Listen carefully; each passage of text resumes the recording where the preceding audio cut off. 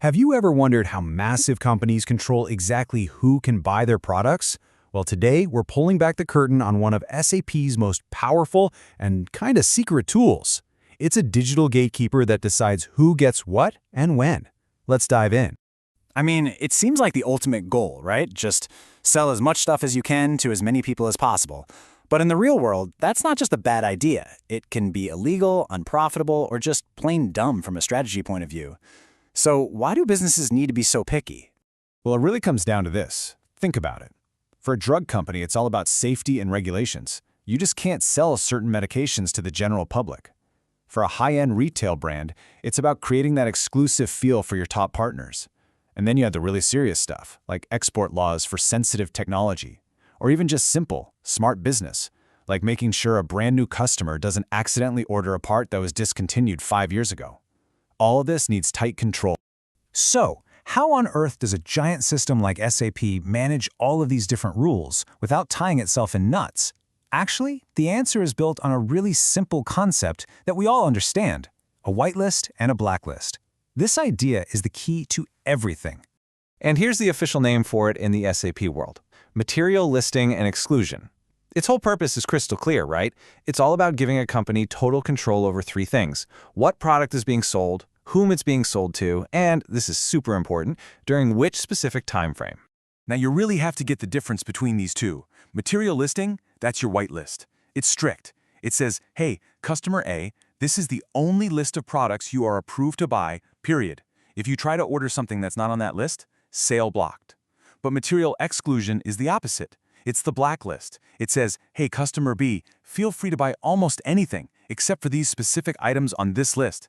It's a much more open-door approach. Okay, so we get the what and the why, but how does the system actually make these decisions? You know, in that split second when a sales order gets punched in? Let's take a look inside that digital rulebook. You know, this isn't just some simple checkbox on a customer's profile that says allow or deny. That would be way too clunky. Instead, SAP uses this really sophisticated engine called the condition technique. It's actually the same powerful logic that drives all the complex pricing in the system. So think of it like a dynamic rulebook that the system has to read and interpret for every single sale. And this is basically how it thinks. First, it figures out what to look for. Is there a rule specifically for this customer buying this material? That's step one. Then it has a search order. It always looks for the most specific rule it can find first. So a rule for one customer beats a rule for a group of customers. And third, and this part is really clever, it connects the rule to the type of sale. So you could block a product on a regular order, but still allow it to be processed on a customer return. That's how flexible this logic is. All right, now for the really interesting part. What happens when you have a whitelist and a blacklist for the same customer, and a single product shows up on both lists? This is where the system's true colors, its ultimate priority, really comes out. So let's picture this very common scenario. You've got a customer who's whitelisted. They're allowed to buy your entire standard range of products. Great. But within that standard range, there's one specific product, let's call it hazardous item A, and that item is explicitly on their blacklist. So what happens? The system has two commands that are in direct conflict. The whitelist says yes, go for it, but the blacklist says no way. Which rule wins? What does SAP do? The answer is simple, and it is absolute. Exclusion always wins. The blacklist is king. The whole system is basically designed with a safety-first mindset. If there is any rule that explicitly says no, that rule gets enforced.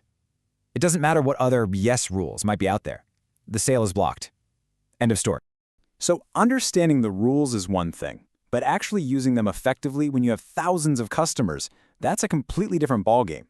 This is where we go from just using the tool to using it like an expert. Can you just imagine if you had, say, 10,000 customers and you tried to create and maintain a unique whitelist for every single one of them? It would be a total nightmare. You'd need a whole team of people just doing data entry. It's just not going to work. So how do the pros get around this? Simple. They stop thinking one by one, and they start thinking in groups.